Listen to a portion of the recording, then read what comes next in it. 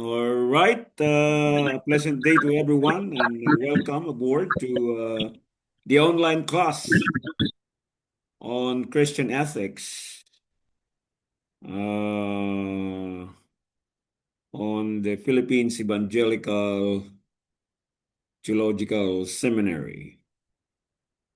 Okay, before anything else, we open this online class with a prayer. Our loving God, we come to you seeking your wisdom in humility, seeking your will, and give us the courage, O Lord, to learn more about our ministry, to learn more about better ideas for us to grow and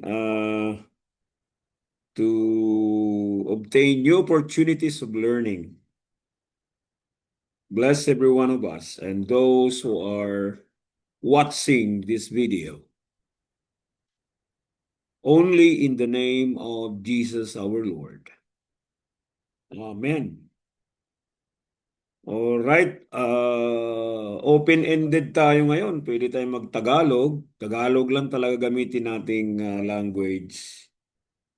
So we'll have a discussion on the video, a radio ministry entitled Emptying of Oneself. Actually, the emptying of oneself in Greek is kenosis. That's when you hear the word kenosis, that's self-emptying. This is a very essential term which Jesus Christ exemplified to all humanity, that we need to do kenosis in order for us to, be truly a part of the community of beings. That's the one vital word here. The word is community. And we mean beings, not only humans, but non-humans. Okay, when we speak of community, we speak of both human and non-human beings in order to be inclusive. Okay, the universe is included in the non-human beings. The planet, all other creatures that are non-human, they are part of our mission field. It's not only human that we are reaching for redemption and salvation and integrity of the whole creation. We are moral beings. In Christian ethics, that's very important. Human beings are moral beings, but seldom we notice the moral dimensions of other creatures. We consider ourselves humans as we are, letting down the non-human beings because they're not moral beings. But as we noticed, they have emotions as well. They have social dynamics. They have also communities like the herd, the multitude of birds. Sometimes they are well or more organized than humans. Ika nga, mas maganda pa mag-manage ng mga animal kaysa mga hayop kaysa tao. Kasi mas matigas talaga ang ulo ng mga tao pag i-manage mo. Minsan ayaw maniwala sa'yo. Kasi may sari-sarili tayong mga mundo. So, this emptying of oneself is very important in our ministry because something must be emptied from our lives. We empty something that that are not helping the building of community of beings. Most of our behavior are distorting the community of beings. Okay? First, there are important terms that we will clarify.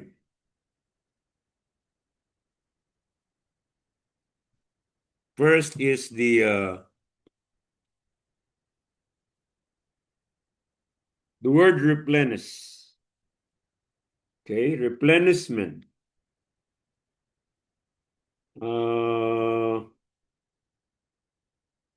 And then there is reciprocity. Okay? To replenish means to restore from its original state. Just like a plant, when a plant became a tree and then it is actually annihilated or cut off, it should be replenished by means of replanting again. Okay, with the same species. So you need, when we consume non-human beings, we need to replenish them so that life would be sustainable.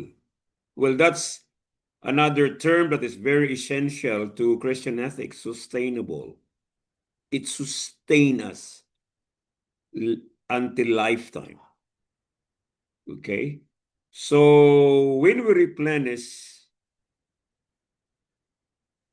we are helping the non-human beings into propagation, into reproduction. We are not cutting off or eliminating their species.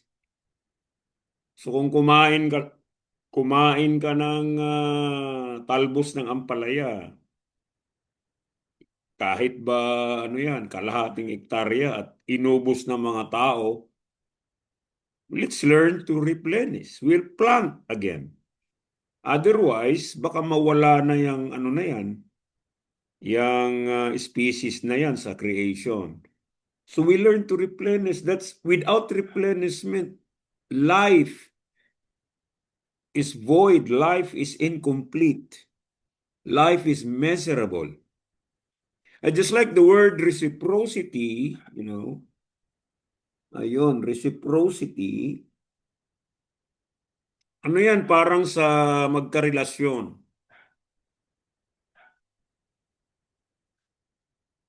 Para sa magkarelasyon yan, yung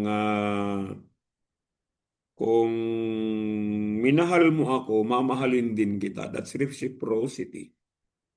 We get oxygen from the trees, the plants, and we also exhaust carbon dioxide, our waste product, to the animals, to other creatures. So ano lang, mayroong reciprocal relationship. And we should understand that. Without that, without respecting replenishment and reciprocity, life would be miserable here on earth. So that's the design of our Creator. We must be responsible in reproduction, propagation, and loving what is called life. Because non-human beings have life. It's not only humans. Kahit bundok pa yan, pero may espiritu yan eh. Kahit nakikita mong isang kahoy, hindi gumagalaw, pero buhay yan. It's growing. It's like a microorganism, or organism for that matter. So one approach in order for us to be loyal and respectful to replenishment and reciprocity and sustainability is kenosis. Okay?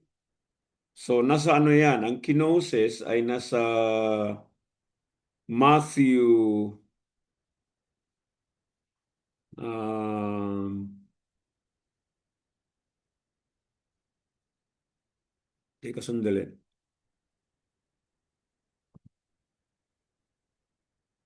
There's one in the gospel and there's one in the letter of Paul to the Philippians. So nasa Matthew 10:39. Okay? Anyone who find himself will lose it, but anyone who lose oneself for my sake, sabi ni Christ, will find it. And in Philippians chapter 2, 6 to 7, okay? Ang sabi niya talaga doon ni Pablo, yung ginawa ni Kristo, ay yung kanyang pagka-Diyos. Hinubad niya yun eh. No? Hinubad niya talaga yung kanyang pagka-Diyos, the divinity, which is one form of the being of Christ, hindi niya ginamit yung pagka-divine niya kasi inimti niya yun. Who being in very nature God, that's his nature. Christ is God. Did not consider equality with God. Kasi kung gamitin niya yung equality with God, God siya lagi, that's mahirapan tayo. Christ would still be unreachable, unfathomable, no? So kung gamitin niya yung pagka-God niya, sa verse 6 sabi niya, something to be used to his own advantage. Lagi-lagi tayo talagang nasa huli. Pero kung tao lang siya, in full human being, kapareho na natin siya. So madali lang tayong makarelate. If kapareho tayo na tao at hindi niya ginamit yung kanyang pagka-Diyos. And that's kenosis. That's self-emptying. So for Christians, it's not really good to look at our welfare, to look at our benefits all the time. Nakakasira yun sa community of beings. Nakakasira sa replenishment, nakakasira sa reciprocity, nakakasira sa sustainability. If we just look after our welfare, our benefits, or our advantage. So we need to love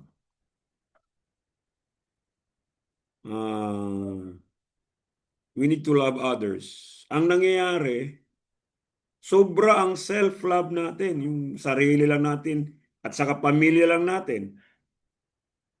Yung kamukha lang natin or yung kalahi lang natin. No, that will bring a bad image to the community of beings. Hindi lagi-lagi welfare lang natin, yung pangailangan lang natin ang tinitingnan natin. No, karamihan ng tao ganun. Kaya sila umaasenso, yumayaman. In the community of beings, sharing of property, sharing of wealth, sharing of resources will make this community a paradise. Sharing talaga. No? Sabi nga ni Bishop John Chrysostom, we owe something from the poor. Nagkautang tayo sa mga makasalanan dahil hindi tayo nag-share. The moment we share, tuwang-tuwa talaga ang creator niyan. Tuwang-tuwa talaga ang author ng life, ang author ng community. Dahil sharing talaga. Share your life. That's why we are called sacrifice for others. Okay, mag-discuss tayo ngayon.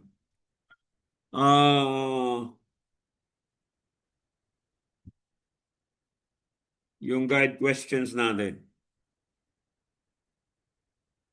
Why is it so difficult to truly care or love others? You can answer this if you have watched the video, all right? So, why is it so difficult to truly care? Okay, minsan talagang nagki-care naman tayo sa mga others, di ba? Kasali ang tao at mga non-humans. Pero hindi talaga truly, hindi sincerely. Yung komplemento lang. Parang limitado lang, hanggang dyan ka lang kasi akin ito eh. No? Why is it so difficult to truly care or love others? Sige, discuss tayo. Bakit napakahirap ang totoong magmahal o magkalinga sa iba? Yung iba dyan, kapwa-tao at saka kapwa natin nilikha. Human and non-human beings. Bakit nahihirapan tayo talaga yung truly care, truly love? Bakit?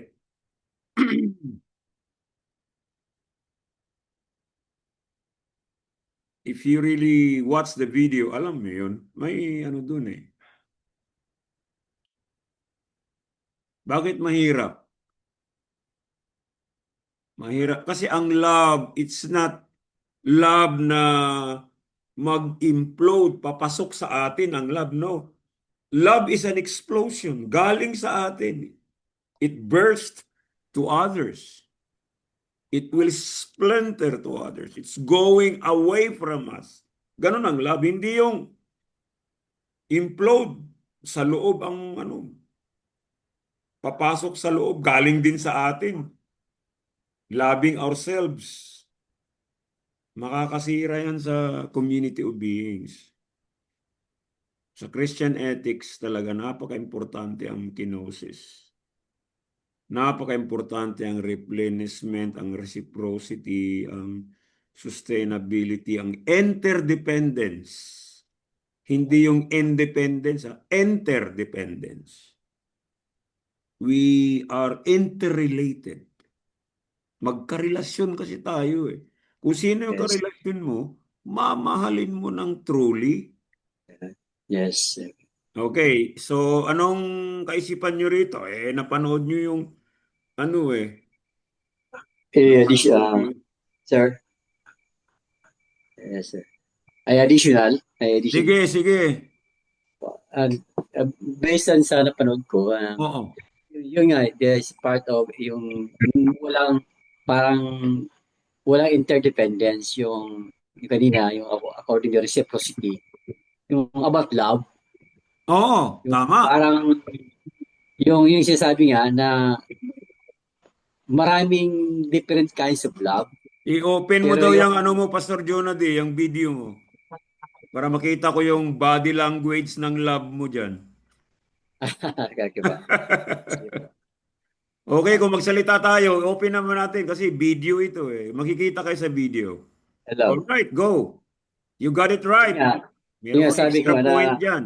Love. yung yung sinasabing yung yung walang interdependence kasi yung parang yung sarili mo lang iniisip mo na Ayun. parang yung sabihin natin kanina yung may mga loves na iba-ibang kinds of love. Tama Yung yung kanina, agape, eros, philia.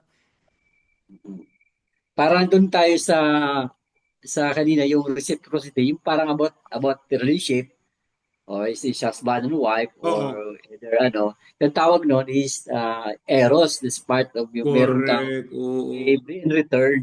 Laging eros na Then, lang. Loving then those who love us. Ganun.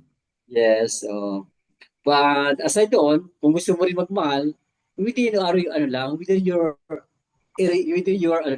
Exactly. yung doon lang sa in the circle of yung, Mm, yung alam mo lang, kilala mo na, andun yung tinatawag na phileo, exactly. Oh, word philia. phileo, Tama. about sabi, consanguinity in affinity. Kamag-anak. Parang ganun eh. Very Oo. nice. Oo. Kaya yung tawag noon, aside doon, maraming kinds of love, pero ano ba yung hinanap natin na merong interdependence? Correct. Yung interdependence dito, yung about love of God, Yan ang that's agape. called agape love. Yan ang Ayun agape. ang, Yung agape nga, hindi naghihintay ng something in return. Basta makalab siya. Hindi na siya nag-expect na ano, na meron kang ibabalik sa kanya na utang o kaya babayaran mo pa siya. Hindi. ito Basta yun nga, i-release niya na, hindi niya na sisingilin.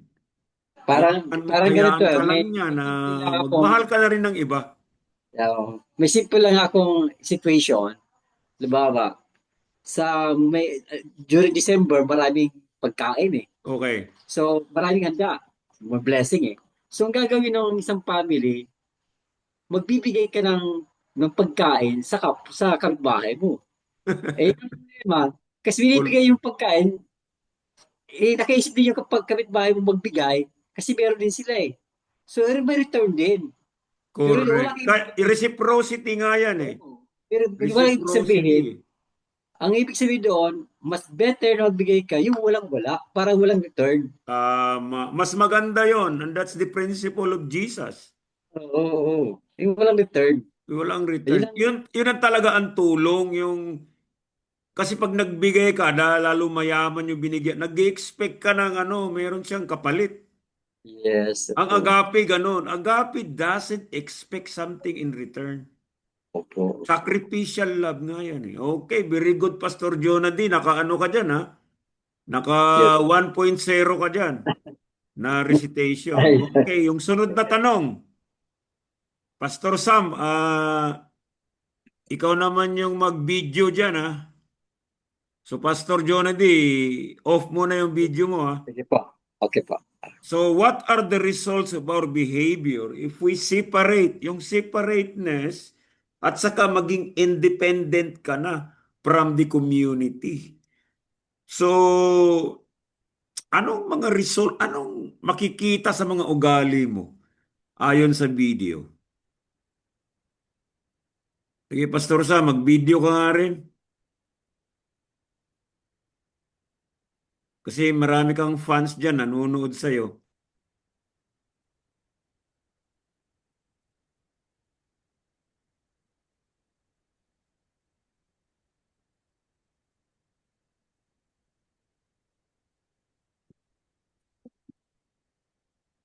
Pastor Sam, what are the results of our behavior? Ganun. Kung tayo'y nag-separate, if we decided to be independent. Kasi pag naging integrate tayo sa community, lahat ng natin ay hindi para lang sa atin, para sa makapag-share ka talaga sa community. So hindi ka talaga yayaman. Bahala na ang Diyos kung merong blessing sa iyo, ganun ang prinsipyo natin diyan. The more you give, the more you receive na blessing. So ano yung mga behavior na nakakasama sa community of beings? Nasa video yan eh.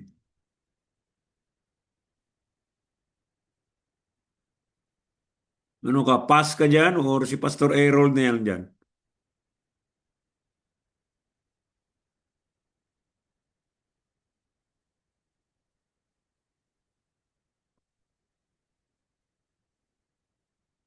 Pastor Sam.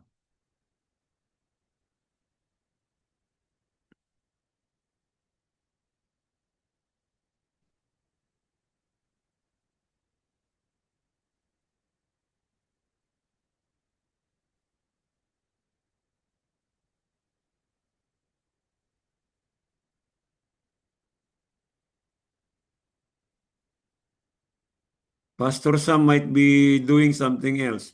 Pastor Errol.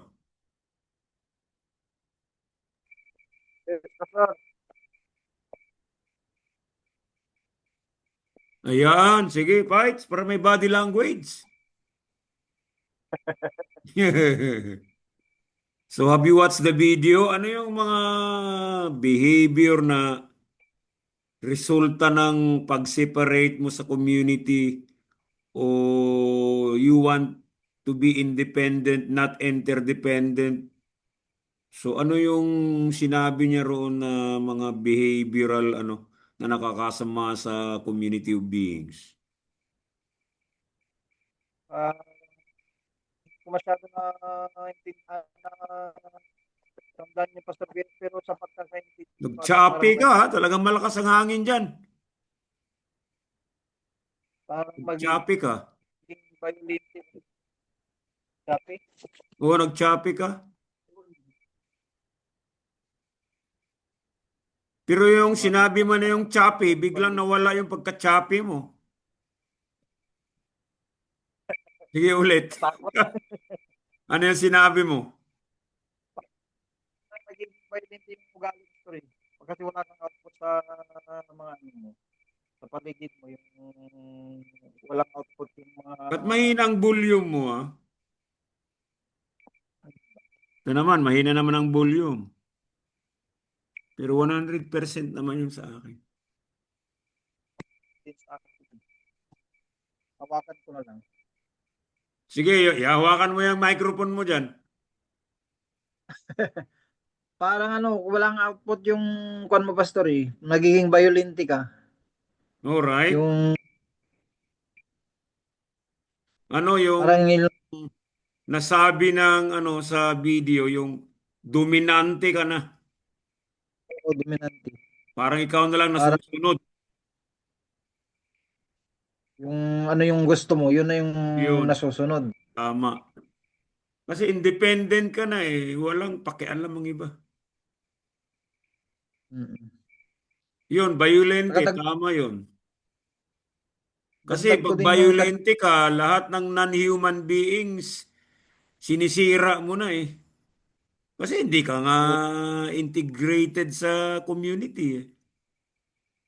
Parang outsider ka na eh. Kaya ang tingin mo sa kahoy, para sa iyo lang yan, para sa instrument lang yan ng consumption mo. Wala kang pakialam kung mawawala siya or yung agila na mawawala, ma-extinct na yung kanyang species. Wala kang pakialam dahil violente ang ang approach mo sa creation. O, sige, ano pa?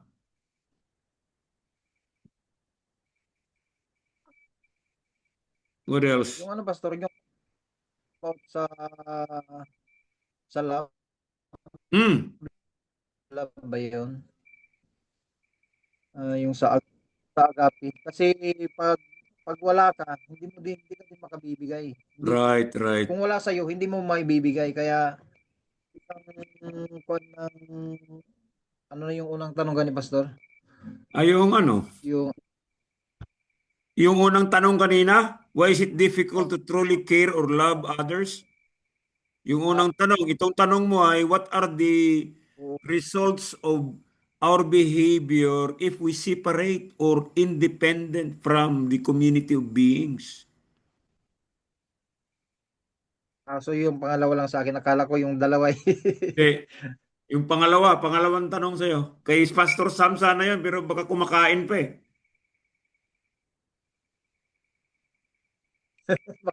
Kumakain ba yan?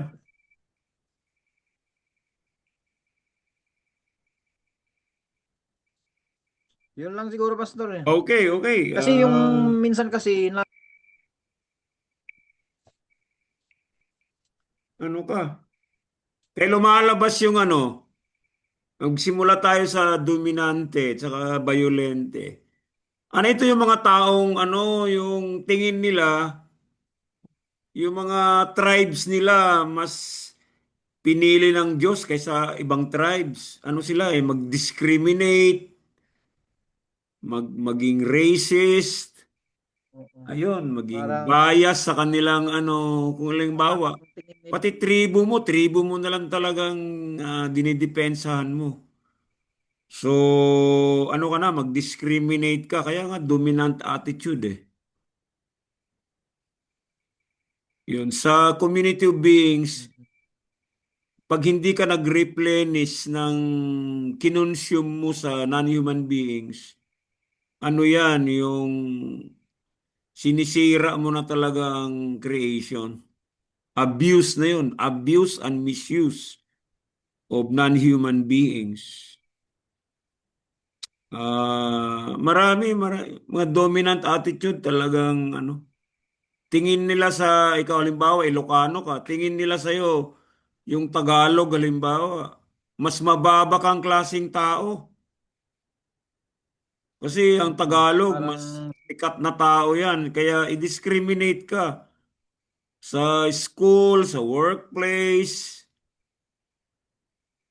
Yun, mababa ang tingin sa'yo. Yun, if you separate yourself and be independent from the community of being, wala kang pakialam eh. Sarili, ito yung tulad kanina, self-love. Sarili mo lang talaga minamahal mo. Pero hindi yun love eh. Ang love kasi it's something to be going away from you. To be released. Hindi yung i-obtain mo. Ano yun? Something in return na yun eh. No? Nag-i-expect ka talaga na mamahalin ka sa Hindi. No matter what, you just release that love and you are not expecting something in return. Yun ang magandang ugali sa community of beings.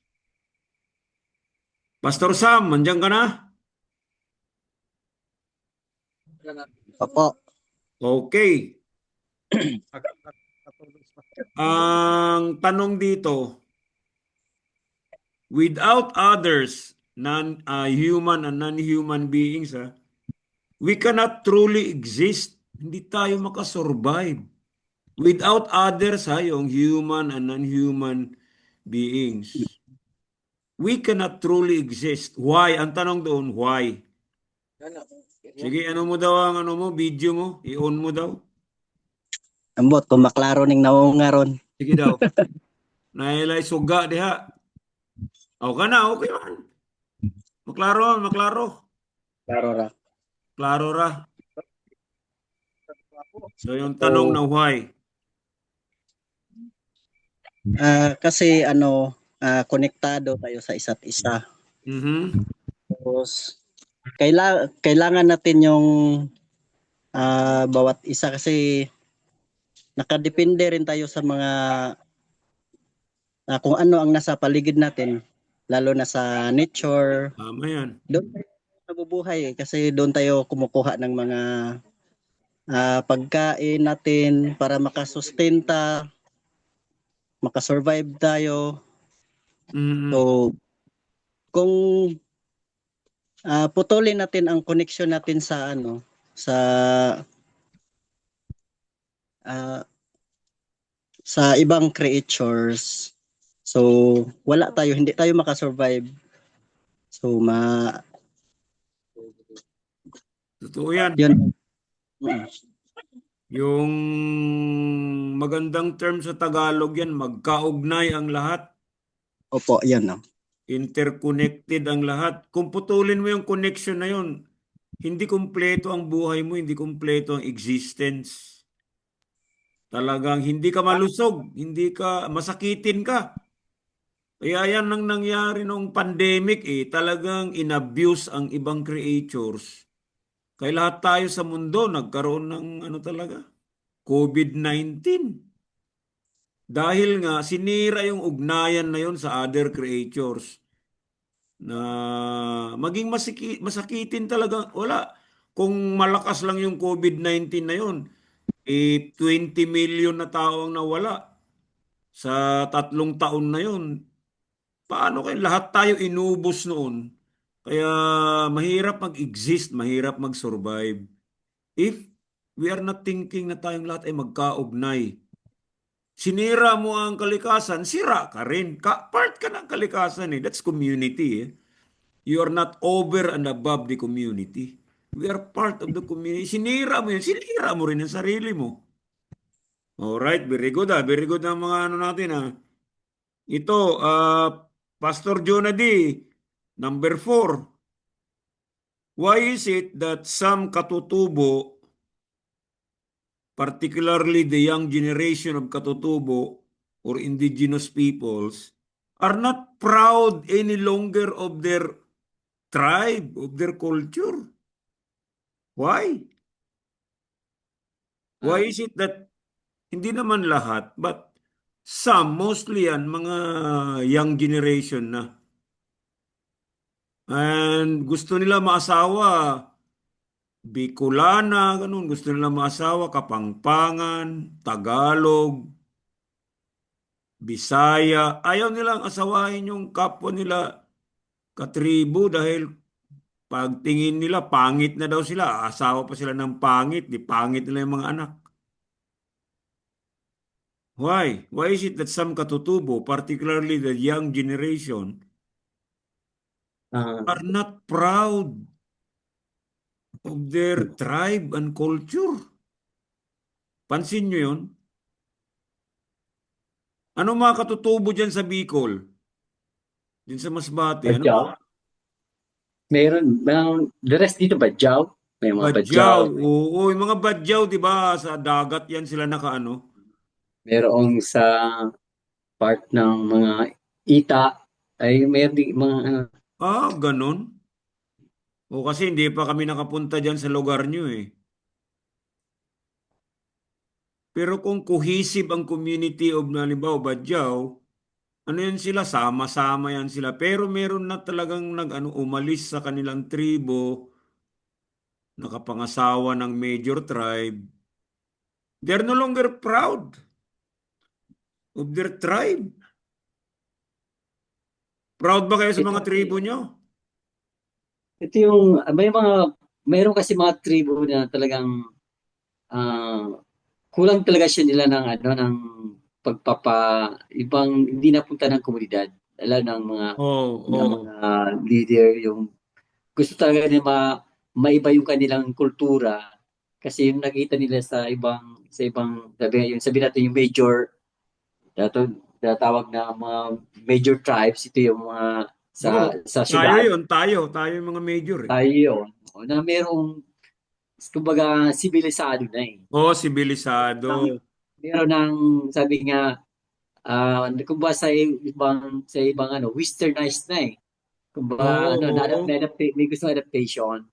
Kaya lang kung minsan di sila nagiging proud dahil nga merong mga na sila ay hindi na parang nakikinakaya nila yung kanilang tribo. Hindi sila proud sa kanilang tribo. Tama. Pero asa ano naman, dapat mayroong special pa rin na huwag mo wala yung pagiging tribe mo.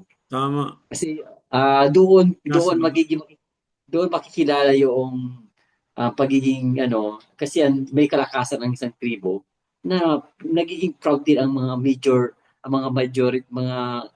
taga-syudad na kahit ganito yan, be proud sila kasi iba yung kanilang, ang taas Correct. ng kanilang Ayaw na pagtingin nga nila. nilang magsuot ng kanilang cultural dress eh. Nahihiya na sila. Even nga yung mga doon sa part ng northern, mga sa Baguio, yung mga pulis nagsuot na bahag, Oo, oo. baba, sa Baguio, bumaba sila. At saka proud Pinakita lang sila tayo. no nagsuot sila ng bahag. Proud sila. Ba't ikakahiya? Yun ang talagang ang iba, parang gusto din makita nila yung matikman, maranasan. Andun Mm, yung kanilang meron pa rin silang paghangad na maiba yung kanilang yung ma-evolve yung kanilang kultura. Maganda sana yon kung may adapt nila ng madala nila sa community. Pero kung tama. minsan iniiwanan nila yung community para bang sinusuka muna o para bang wala. Tama. Ayaw niya nang bumalik sa kanyang original community. Parang ikinahihiya niya na nga eh. I mean, once na ikaw nakakuha ng adaptation sa Major syudad, tribe. Oh. major tribes. Ito yung talent mo, yung pinag-aralan mo. Correct. Babalik ka ngayon sa tribo mo, madadala mo yung like doctor, like teacher. Mm, Dadala mo doon sa tribo mo para masabing you proud to your own tribes. tama yun ah. Tama yun. Alam mo yung nakaka-attract kasi sa mga indigenous peoples, yung Lalo pumunta ka sa syudad, yung bang madaling magkapera, mas masarap ang mga pagkain. Pero actually, katulad ng sinabi mo kanina, Pastor Jonah, civilized ang nasa syudad, uncivilized yung nasa bukid. Pero minsan magtanong tayo, sibilisado ba yung isang taong ang tingin niya sa kapwa niya ibang tribo mas mababa? Para yatang wala yang tinuro sa university na mayroong mas mataas na tribe. Kaya kung sibilisado ka, dapat humble ka. Ikaw nakakaintindi kung edukado ka. Kaya minsan yung mga may pinag-aralan, arrogante, mayabang, sibilisado ba yun? Minsan magtanong Ando. tayo ba kung talagang sinong totoong sibilisado? Yung bang, yung bang matulungin, ang mga indigenous peoples, nagtutulungan yan hindi yan. Pag may nakita silang kasamahan na nahihirapan, pag harvest, nagsishare yan sila. Hindi pinababayaan yung nagugutom. Merong sharing yan. Yan ang ng Kristiyano, community. Sharing talaga yan. Pero sa syudad, kanya-kanya. Sinong Kanya-kanya. sibilisado ngayon? Sa university, pag mag-ano naman tayo, yan naman sa psychology or sociology, sharing naman talagang itinuturo in order for us to coexist with each other. Katulad ba alam niyo yung awit na sino ang tunay na baliw? Sino? Maano niyo yung lyrics doon? Ang galing nung lyrics na yun Nahulog tuloy na yung mga baliw, yung hindi baliw. Di ba? Sinong mapalad? Sino ang tunay na baliw? Yun bang hipokrito? Yun ang tunay na baliw Yung maramot, yung ang balat niya ahas pero napakaganda ng damit niya, yung kutis niya napakaganda pero yung balat niya traidor Sino ang tunay na baliw? Yung tumatawa lang dyan na hindi ka naman inaano. Mas tunay na baliw yung nakakasira sa community. Halimbawa, maramot ka, hindi ka mag-share. Traidor ka pa, hipokrito. Di ba? May mga katulad yung santong kabayo, banal na aso, di ba? Patama sa atin yun ng mga Kristiyano. Nagsisimba nga tayo pero ang ugali natin sa labas, ahas naman Aso, kabayo, ganun na. Hayop ang mga ugali natin sa labas ng simbahan. Tingin natin sa mga beggars. Kaya hindi tayo nagbibigay kahit piso dahil inis tayo sa mga beggars Bakit ka maiinis? Wala talaga tayong yung sabi nga ng iba, yung totoong taong ugali, hindi hayop.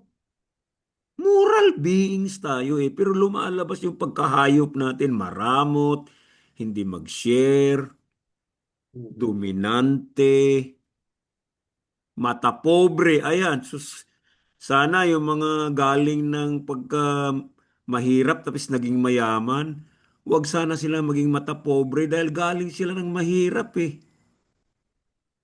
Pero nagiging mata pobre sila dahil mayaman na sila Ayaw nang nung mahirap pa sila, mapagbigay sila. Pero nung mayaman na, maramot na. Sino pa yung meron? Siya pang maramot. Nakakainis talaga ang sa ating community. Kaya ayun, Opo.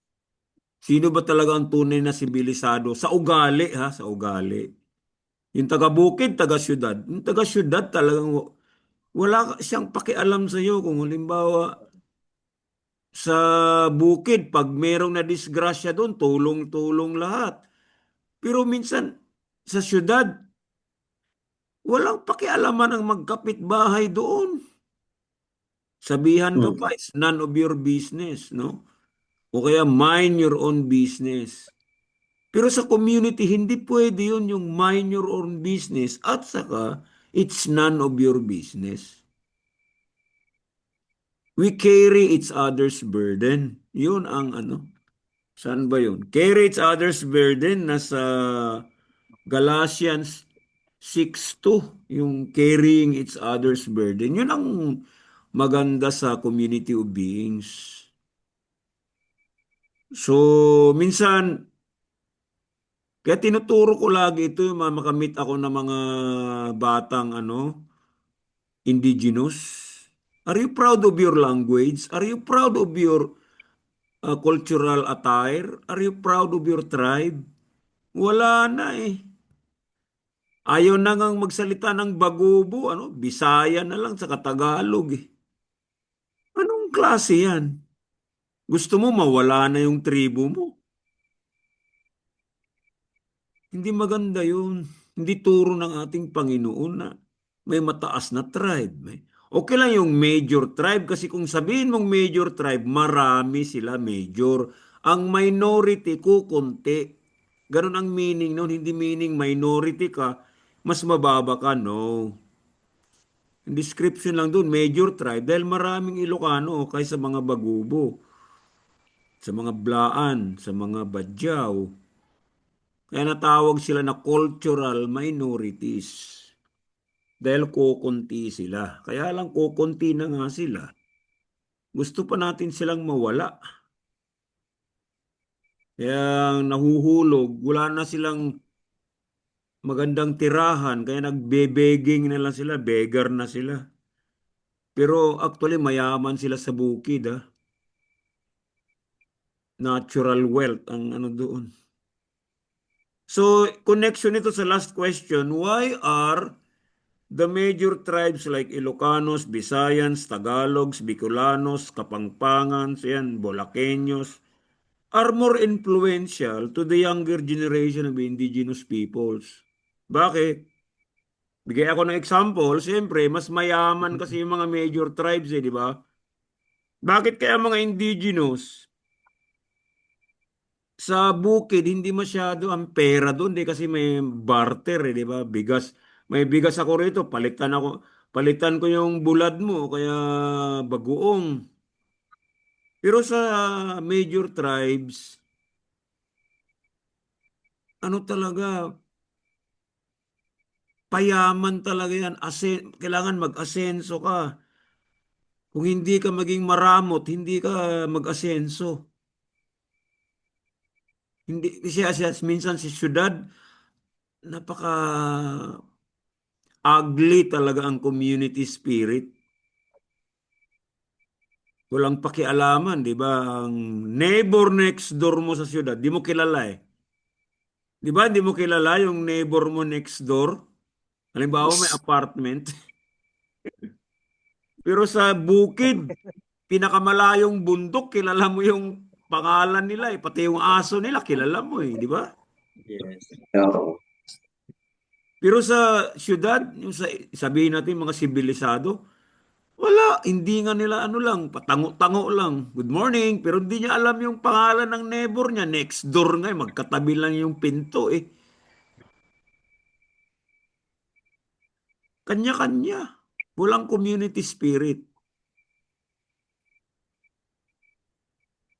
Pero bakit na-attract yung mga, sinabi ni Pastor Jonah, di minsan pag umalis sa community yung mga bata at nag-aral na sa syudad, ayun, ang result minsan ayaw nang babalik sa bukid eh. Gusto na magtrabaho sa syudad para hindi na sila proud sa kanilang kultura, lalo na kapangasawa na ng Tagalog, Kapampangan, Bisaya, Bicolano, Ilocano, ganyan. So tayong apat nasa we are representing the major tribes. Wala sa atin na yung indigenous na taga-bukid talaga originally.